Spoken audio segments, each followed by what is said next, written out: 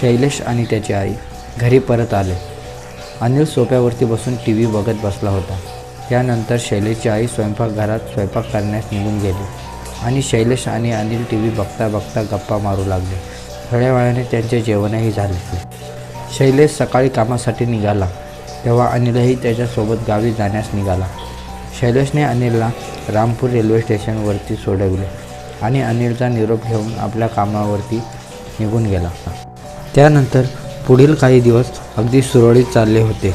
परंतु एके दिवशी शैलेशला कामावरून यायला उशीर रात्र झाली.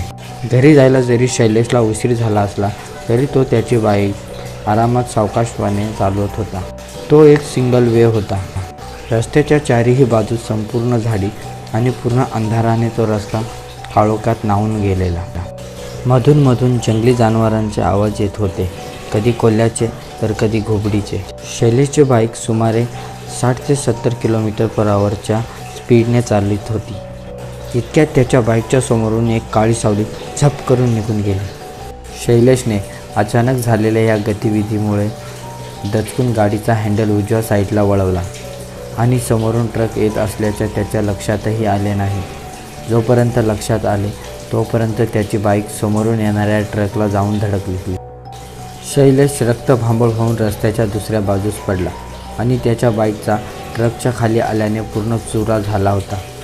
शैलेशचं रक्त वाहत होतं, त्यामुळे तो कधी बेशुद्ध झाला हे त्यालाही कळले नाही. दुसऱ्या दिवशी शैलेशचे डोळे हॉस्पिटलमधल्या एका वॉर्डमध्ये उघडले. त्याच्या हातापायाला आणि डोक्याला पट्ट्या बांधल्या होत्या. जिथे जिथे पट्ट्या बांधल्या होत्या तिथे तिथे त्याच्या शरीरात हलक्या प्रमाणावर वेदना जाणवत होत्या. शैलेशची आई शैलेशच्या बाजूला येऊन बसली आणि डोक्यावरून त्याच्या मायाचा हात फिरवू लागली आणि तिच्या डोळ्यातून अश्रू गळायला लागले. शैलेशचे वडील गेल्यानंतर तिचे आयुष्य जगण्याचं एकच कारण होते, ते म्हणजे शैलेश. आणि आता त्यालाच काही बरं वाईट झालं असतं तर तिने कोणाच्या तोंडाकडे पाहून जगायचं. शैलेशलाही त्याच्या आईच्या ह्या सर्व भावना समजत होत्या.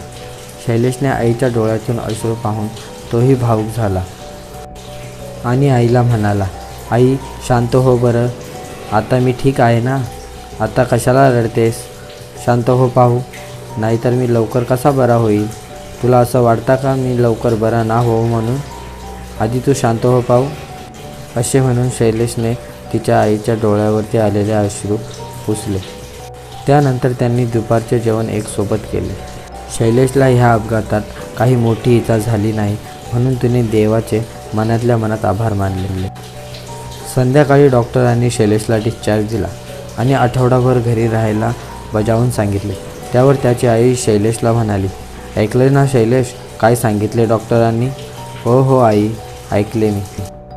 आणि तू तर आहेच माझी काळजी घ्यायला, त्याच्यामुळे मी लवकरच बरा होईल, टेन्शन नको घेऊस तू, असे शैलेशने आईला मस्करीत म्हणले. त्यानंतर त्यांनी हॉस्पिटलचा बिल वगैरे भरून बाकीच्या सर्व फॉर्मॅलिटीज कंप्लीट करून घरी जायला निघाले. घरी जात असताना वाटेमध्ये तोच वन वे आला जिथे काल शैलेशचा ॲक्सिडेंट झाला होता. शैलेशला अचानक तो कालचा क्षण आठवला आणि त्याच्या मनात विचार आला की काल रात्री ते नेमके काय होते. त्याच्या मनात आले की ह्याबद्दल आईला सांगावे, परंतु आई उगाच टेन्शन घेत बसेल, त्यामुळे त्याने त्या गोष्टीचा विषय आईला काहीच सांगितलं नाही.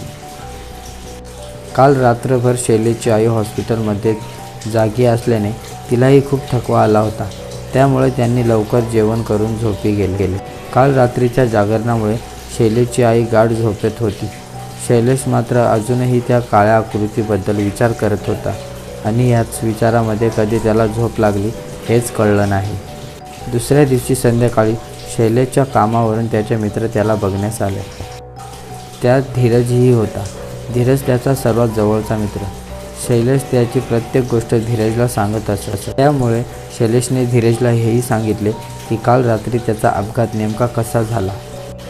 धीरजलाही माहिती होतं की शैलेश कधी खोटं सांगणार नाही. धीरज शैलेशला बोलला, शैलेश सध्या तू आराम कर आणि बरा हो, जास्त विचार करू नकोस, आपण ह्या विषयावरती नंतर बोलू. थोड्या वेळाने गप्पा मारून रात्रीचे जेवण करून धीरज आणि शैलेशचे इतर मित्र आपापल्या घरी निघून गेले. उशीर झाल्यामुळे शैलेशलाही झोप लागून गेली. मध्यरात्री 2:45च्या सुमारास शैलेशला अचानक जाग आली. शैलेशला लघुशंका करण्यासाठी जायचे होते, त्यामुळे शैलेश बाथरूममध्ये गेला. लघुशंका केल्यानंतर शैलेशच्या मनात विचार आला की थोडे पाणीही पिऊन घेऊ. शैलेशने मांडणीवरून ग्लास घेतले आणि ते फिल्टरच्या पाण्याने भरू लागला. पाणी भरतच होते इतकेच शैलेशला असे जाणवले की त्याच्या उजव्या बाजूस कोणीतरी उभे आहे आणि ते त्यास एकटक निहाळून बघत आहे. शैलेशने लगेच उजवीकडे बघितले, परंतु तिथे त्याला कोणी दिसले नाही. शैलेशने मनातल्या मनात विचार केला की मी खूप जास्त विचार करत असावा, त्यामुळे मला भास होत असावे. शैलेशने पाणी पिऊन ग्लास मांडणीवर ठेवले आणि परत आपल्या रूममध्ये जाऊ लागला. शैलेशने 1-2 पावले पुढे ठेवलेच होते तर त्याला असे जाणवले की आपल्या मागं कोणीतरी पैंजण घालून चालत आहे. शैलेशने लगेच मागे वळून बघितले आणि पुन्हा त्याला मागे कोणीच दिसले नाही. शैलेश पुन्हा आपल्या रूमकडे जाण्यास निघाला. तसेच जे ग्लास त्यांनी आता पाणी पिऊन मांडणीवरती ठेवले होते ते काचेचे ग्लास खाली पडले आणि त्याच्या काचा संपूर्ण किचनमध्ये पसरल्या. शैलेशला आता कळून चुकले की हा त्याचा भास नसून हा काहीतरी भलताच प्रकार आहे. शैलेश आता थोडा घाबरला आणि शैलेशच्या चेहऱ्यावर भीतीने घाम फुटायला लागला. इतक्यात काही असे झाले की ज्याची कल्पना शैलेशने केलीच नव्हती. अचानकपणे त्या रूममध्ये हवेचा गारवा एकाएकी वाढला आणि शैलेशचे लक्ष त्या भांड्यांच्या मांडणीकडे गेले. भांड्यांच्या मांडणीने आता कंपन करण्यास सुरुवात केली होती.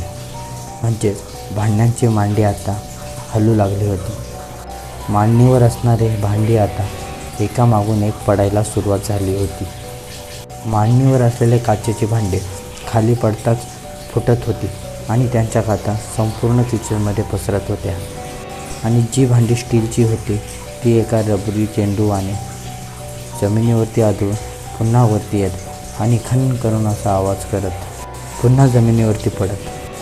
बघता बघता की मांडणी खाली झाली. मांडणीवरती शिल्लक राहिला होता तो फक्त एक प्लॅस्टिकचा डबा, ज्यात ते काळे गाठोडे अनिलने ठेवले होते. मांडणीवरून पडणाऱ्या भांड्यांनी रात्रीची संपूर्ण शांतता भंग केली होती. हे सगळं दृश्य बघून शैलेशला त्याच्या हृदयाचे ठोके वाढल्याचे जाणून आले. त्याचे अंग संपूर्ण घामाने भिजले. त्याला मोठ्याने त्याच्या आईला हाक मारायची होती, पण भीतीपोटी त्याच्या मुखातून एक शब्दसुद्धा बाहेर निघत नव्हता. शैलेशच्या अंगाचा आता कापारा उठला आणि शैलेश चक्कर येऊन जमिनीवरती धड करून कोसळला. इतक्यात शैलेशची आई स्वयंपाकघरात दाखल झाली. किचनमध्ये पडत असणाऱ्या भांड्यांच्या आवाजाने ती झोपेतून जागी झाली होती आणि सर्वप्रथम शैलेशच्या रूममध्ये गेली होती. परंतु तिथे ती शैलेश दिसला नाही, म्हणून ती शैलेशला बघण्यासाठी किचनमध्ये आली होती. समोरचा नजारा बघून शैलेशची आई गांगावून गेली. तिच्या हृदयाचे ठोके तिला स्पष्ट ऐकू येत होते. हे सगळं बघून तिलाही चक्कर यायला झाली आणि तिचा तोल गेला. परंतु समोरच असलेल्या भिंतीने तिला पडण्यापासून वाचवले. कसेबसे शैलेशच्या आईने स्वतःला सावरले, कारण की ही वेळ स्वतः चक्कर येऊन पडण्याची नव्हती, तर शैलेशला वाचवण्याची होती. त्यामुळे तिने मन धीर केले आणि ती शैलेशकडे जाऊ लागली. शैलेशची ही अशी अवस्था बघून तिच्या हेही लक्षात आले नाही की किचनमध्ये काचा पडलेल्या आहेत आणि तिच्या पायांमध्ये खूप साऱ्या काचा भरल्या. पायांमधून भळाभळा रक्त वाहत होते. तरीसुद्धा ती शैलेशच्या जवळ येऊन बसली आणि शैलेशला उठवण्याचा प्रयत्न करत होते. तिने शैलेशला खूप हलवले आणि त्याच्या तोंडावरती पाणीही मारले. मोठ्याने आवाजासुद्धा दिला, तरीसुद्धा शैलेशला शुद्ध येत नव्हती. शैलेश तसाच नीच्च पडलेला होता. हे दृश्य खूप भयान होते. किचनमध्ये सर्वत्र मांडणीची भांडी खाली पडलेली होती आणि किचनमध्ये फुटलेल्या काचांची गलास व भांडी त्यांनी संपूर्ण किचन काचांनी भरून गेलेला. शैलेशच्या आईला जी काचा पायामध्ये रुतलेल्या त्या रक्ताने संपूर्ण किचनची लादी लाल झाली आणि शैलेशची आई शैलेशला उठवण्याचा प्रयत्न करत होती, परंतु तिच्या मदतीला तिथे जवळपास कोणीही नव्हते. इतक्या रात्री शैलेशच्या आईला कोणाची मदत मिळेल आणि काय होते त्या काळ्या थैलीमध्ये जे शैलेशच्या जीवनामध्ये इतके सारे संकटे आणि इतकी सारी वादळे घेऊन येत होते. किचनच्या वरती त्या काळ्या गाठोड्यामध्ये नेमकं काय होते ते हे कधी शैलेश आणि त्याच्या आईला कळेल का? आणि कळाल्यानंतर शैलेश आणि शैलेशची आई ह्या संकटातून कसे बाहेर पडतील की हे सगळं त्यांना कळायच्या आधीच त्यांच्या जीवनामध्ये काही विपरीत घडणार आहे. ह्या सर्व प्रश्नांची उत्तरं जाणून घेण्यासाठी ह्या कथेचा